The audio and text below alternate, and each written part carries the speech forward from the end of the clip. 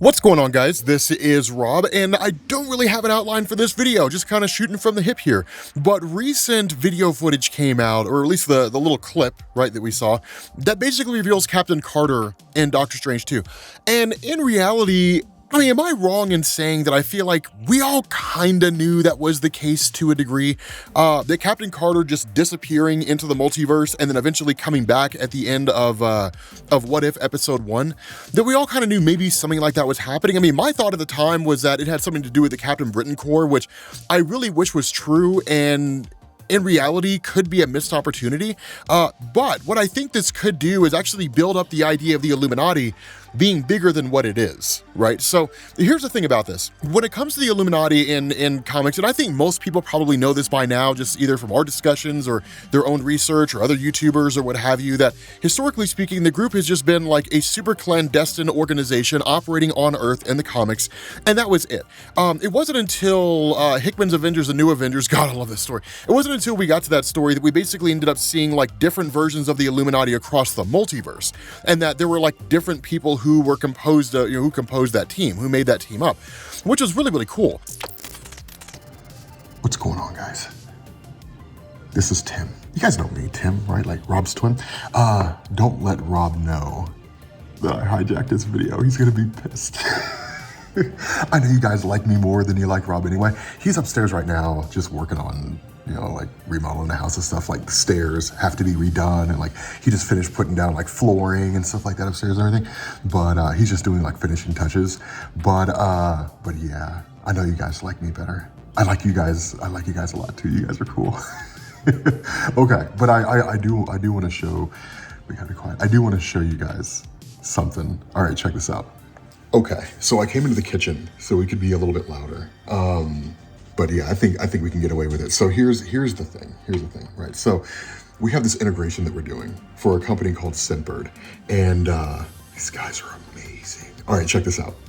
Okay, so Scentbird is this subscription service for like colognes and stuff like that. It's like $16 a month, and they have like 600 different brands, which are nuts. I didn't even know they existed, but like as soon as I learned about it, I was like, yeah, I mean, like me and Rob will do the integration, but like I'm signing up for this. Right? So here are the three they sent us. They sent us Malin Getz, which is an interesting name, Tommy Bahama, which honestly, I think that one smells the best. And then Kenneth Cole, which of course of the three, I think it smells the best, but Kenneth Cole Intensity is the other one they sent us.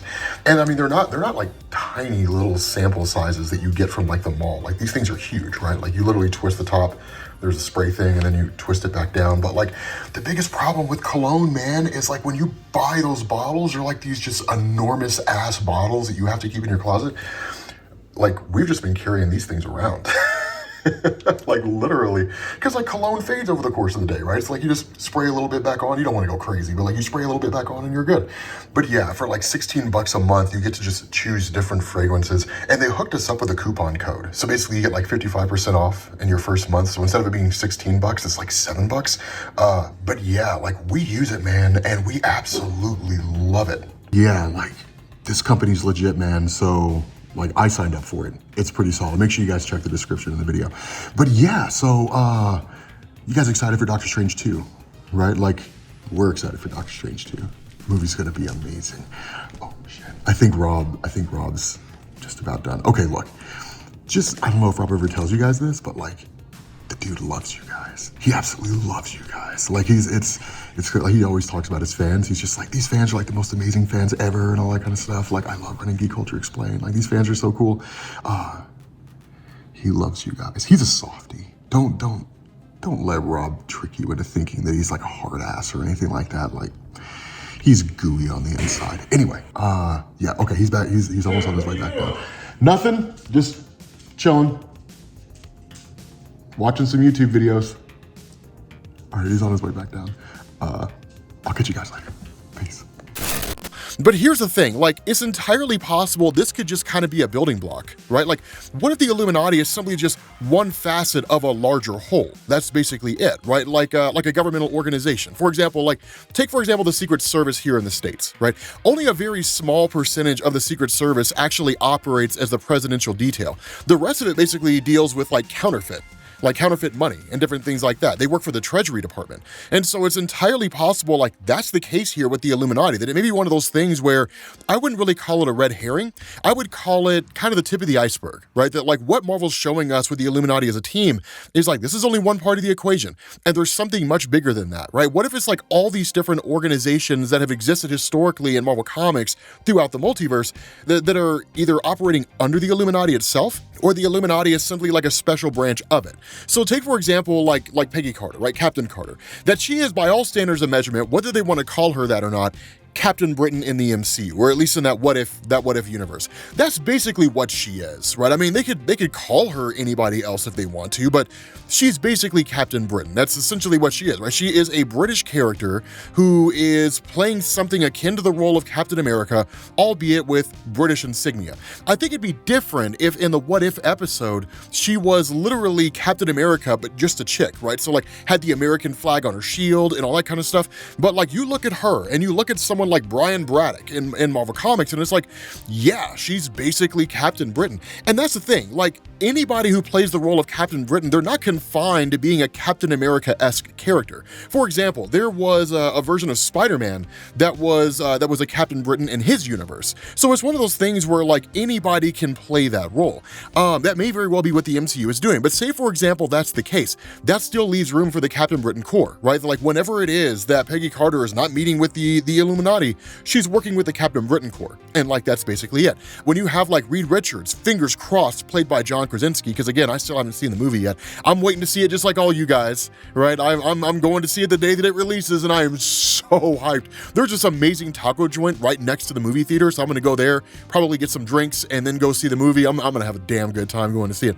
But say for example here that that Reed Richards, right, hopefully played by John Krasinski, that you have the Council of Reeds, and like being on the Illuminati is kind of like his thing. So what if the Illuminati is like the tip of the iceberg? They're the ones that kind of run the show. And then like the Council of Reeds operates as a facet of the Illuminati. And like the Captain Britain Corps operates as a facet of the Illuminati. That would make perfect sense, because what it means is that group is now a stand-in for what is in effect the Omniversal Magistrates, right? The Omniversal Development Court, that kind of a thing, right? I don't know if we've talked about that before here on the channel, but for those of you guys who don't know, the multiverse is a huge and varying place in Marvel Comics, and you got all kinds of stuff that goes on in there, right? You have like Alteza, the custodian of the multiverse, who was at one point a guy, then it became a chick who was raised by Gamora and Adam Warlock. You have all kinds of stuff that goes on there, right? The cosmic entities and the Universal Church of Truth, which exists in different universes, but sometimes operates on a multiversal level, albeit it's only ever happened in like one story, I think. And even then, I'm not 100% sure. The story with Protege, basically. But like, you have a lot of stuff that goes on, right? The Captain Britain Corps and the Council of Reeds and so on and so forth. But what you also have as a part of this is the Omniversal Development Court, that their job is to quite literally keep an eye on the timeline and make sure, at least in the comics anyway, that every universe has its own like Avengers and X-Men and so on and so forth. So say for example that across the multiverse, and we'll say give or take 500 years, that mutants are supposed to start popping up at like, I don't know, 10,000 BC, right? That's when mutants are supposed to start emerging. And we kind of use the main Marvel universe as a baseline there, because that's when Selene first emerged. She was like the first mutant and the first external to ever exist. And so say like that's the baseline. So at 10,000 BC, a mutant somewhere is supposed to develop in the multiverse, and they're supposed to just kind of go forward, and then they will lead to a proliferation of the mutant population, which means more mutants will start arriving over the course of time.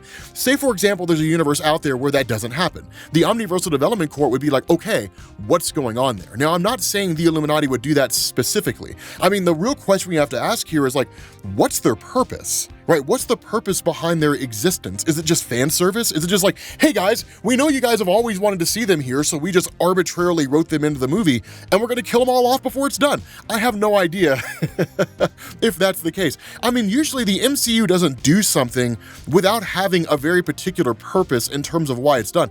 And it's always been that way. Captain America's shield showing up in Iron Man was a precursor to the arrival of Steve Rogers. That Thor's hammer falling in New Mexico was a precursor to the arrival of Thor. Unless there they're killing off villains, there's usually a reason why they do something to kind of set the stage for something else later along the line.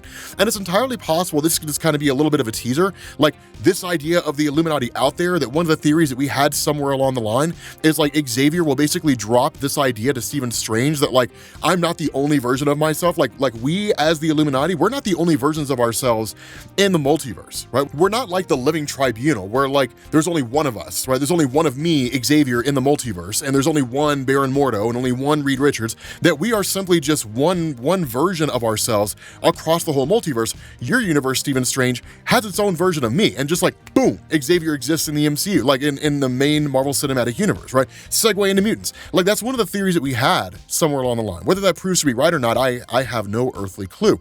But that's potentially something they could be building up to. I don't necessarily know if that's the case. Again, we're literally swinging for the fences here. We got like a week until the movie comes out. All bets are off on theories, man. I don't even care.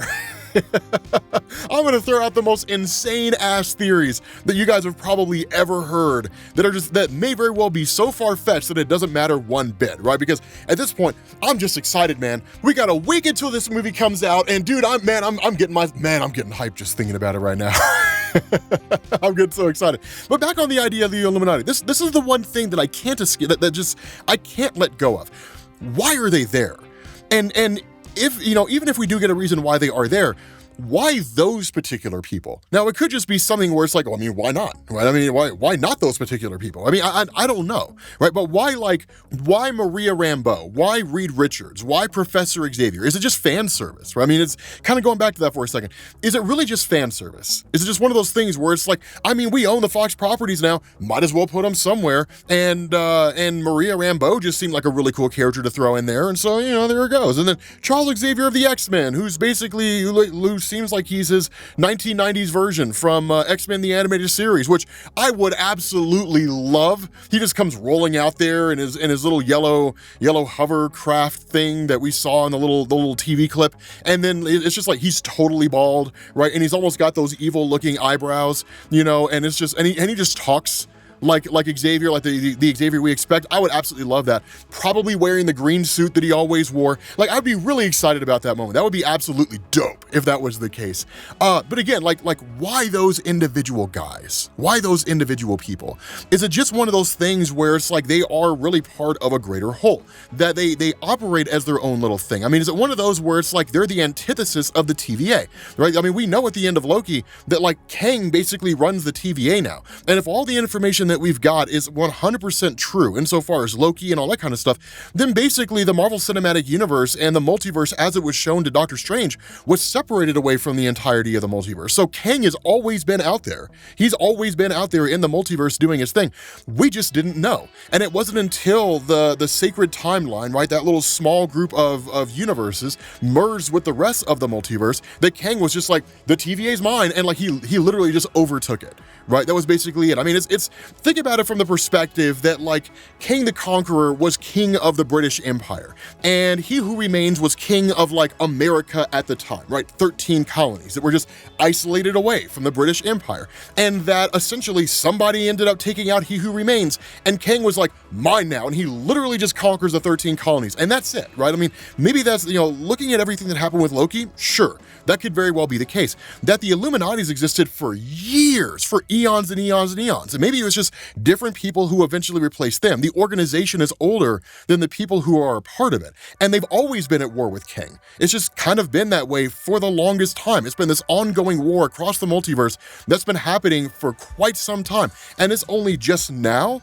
that we're becoming aware of it, because it's only just now that we're becoming involved in it, because for all that time, we were separated from it. And so it's like Kang and the TVA they're like the Autobots and Decepticons, right? They're like Christina Aguilera and Britney Spears in the 90s, right? NSYNC versus Backstreet Boys, dogs and cats living together, mass hysteria. Like, I have no idea if that's the case. I think it'd be cool. I think it'd be a ridiculously amazing revelation, right? Where literally you have that moment in the little voiceover segment in the TV spot where Professor Xavier is talking to Stephen Strange and he's like, let's find out what kind of Doctor Strange you are. Now, on the surface, it could be one of those things that's like, well, let's find out what kind of man you are, right? But to me, it sounds more like we've met a lot of Doctor Stranges. So let's see if you're different from the others that we've met before and just kind of go from there. I don't know. Right, I have no real idea, but I think it would be amazing if the Illuminati, like this current roster of the team, is only the newest iteration. That literally the team's been around for just eons, and literally they're waging a war, fighting a war against Kang, and have been doing it since sometime after Kang had won the multiversal war. As far as like that greater section of the multiverse, no clue. Like it's just I don't know. I mean, at this point, I'm just excited, man. Like this. It's like this giant mystery, right? I mean, I don't know. I love talking about these crazy theories and different things like that. Like I always say, I don't care if I'm right or wrong. I know people like want me to be right or to be wrong. I don't care. Stop focusing on who's right or wrong when it comes to theories. Just go back to the days of having fun. But with that being said, guys, we're gonna bring this to an end.